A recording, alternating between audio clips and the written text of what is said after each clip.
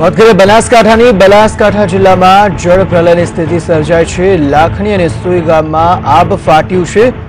બનાસકાંઠાની પરિસ્થિતિની ખાસ કરીને વાત કરીએ તો પૂર જેવી પરિસ્થિતિ સર્જાઈ છે। અનેક ગામ સંપર્ક વિહોણા પણ બન્યા છે। 24 કલાકમાં 21 ઇંચ વરસાદ ખાબક્યો છે। બનાસકાંઠામાં રેલ નદી પરનો પુલ જે હતો તે તૂટી પડ્યો છે। આ પુલ તૂટતા વાહનમાં બેસેલા 5 લોકો નદીમાં તણાયા હતા, જેમાંથી 2 લોકો બહાર આવી ગયા હતા, પરંતુ 3 લોકો હજી પણ નદીમાં તણાયેલા છે અને તેમને બચાવવા માટે તંત્ર કામગીરી કરી રહ્યું છે। તદુપરાંત જે 3 લોકો નદીમાં તણાયા હતા તેમણે એક ઝાડ પર આશરો લીધો અને તેમને બચાવવા માટેની કામગીરી હવે તંત્ર દ્વારા કરવામાં આવી રહી છે। 3 યુવકો તણાયા હોવાના સમાચાર છે। જિલ્લામાં રાહત કામ માટે ગાંધીનગરથી એનડીઆરએફની ટીમ પણ રવાના કરી દેવાઈ છે।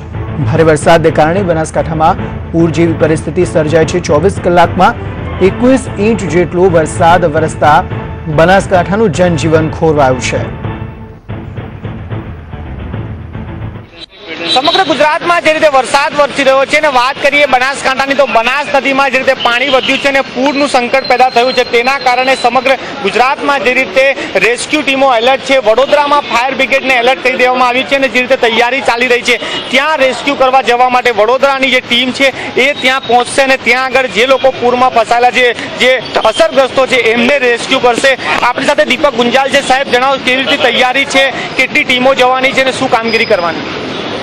બનાસકાંઠે જે મદદની માંગણી થઈ છે તેવી રીતે વડોદરા ફાયર બ્રિગેડે 20 વ્યક્તિઓની અધિકારી સાથેની ટીમો તૈયાર કરી છે। લગભગ 3 બોટો, ઓબીએમ, રેસ્ક્યુના બીજા લેટેસ્ટ જે સાધનો છે એના તમામ સાથે અમે તેઓને રવાના કરીશું અને આ માટે અમારા ખાતેની મ્યુનિસિપલ કમિશનર સાહેબ, ડેપ્યુટી કમિશનર સાહેબે આદેશ કરેલ છે અને એ પ્રમાણે અમે આ તૈયારી કરીને માણસો મદદ માટે મોકલી રહ્યા છીએ।